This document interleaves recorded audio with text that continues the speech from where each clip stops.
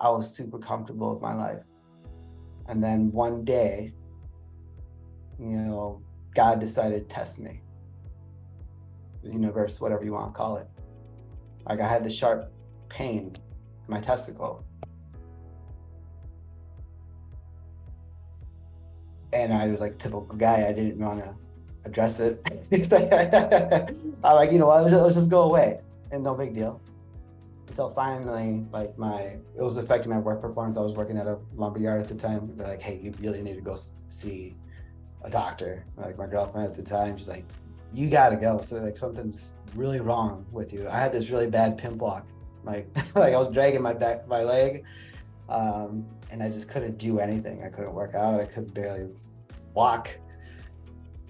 And I remember it was a Friday night where I finally went into the walk-in clinic, and it was closing. Like, hey, like, what you have right now, like, you're better off going to the ER. Yeah. Like, it was like, you got to go over there. I'm like, all right, whatever. So I went to the ER, and they did some testing on me.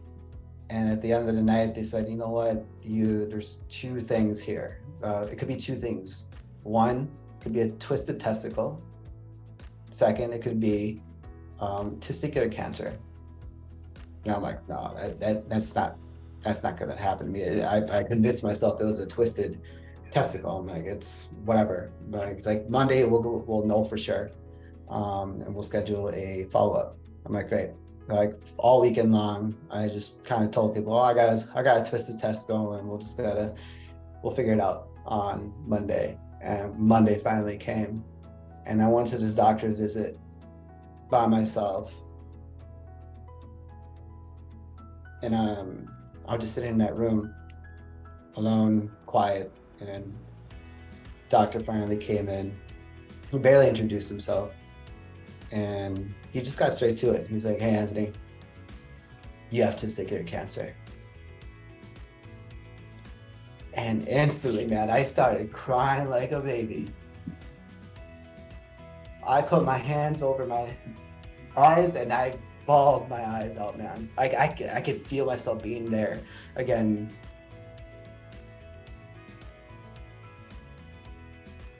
And the very first question I asked him, Michael, was, am I going to die? I was just so furious, man. I'm like, what the hell did I do so wrong? What did I do to deserve this? And the doctor showed me, he's like, no, you're not going to die, but we need to do something right now. I'm like, no, man, I don't have cancer. Don't tell me that. I was just pure denial. And I went home, like I drove home and crying my eyes out. I'm like, oh my gosh, like, my life is over.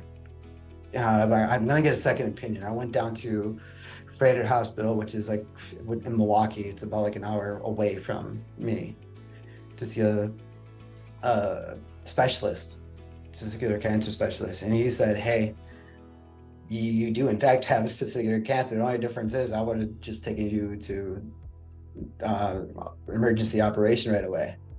I'm like, again, I'm like, what the fuck?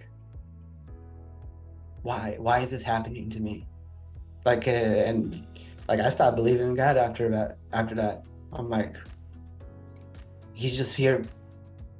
He put me here to suffer. I'd already went through OBC, and I said a lot of mean things to myself during that time period, and I felt like it was coming back to me. I'm like, I don't want this. So I went back to Sheboygan, my hometown here, and I'm like, let's just do it. Let's get it over with. I don't want to deal with this. Let's get this operation done. Like, it took me about like a good solid month to finally recover and start moving again. But like, how I felt afterwards, Mike, I felt less of a man because the testicle was taken away from me. I was ashamed of myself. Like, again, just like, I was very hesitant to having sex with my girlfriend at the time. I'm like, what's she gonna think of me? I'm like, I am I not going to have a family, how I always imagined.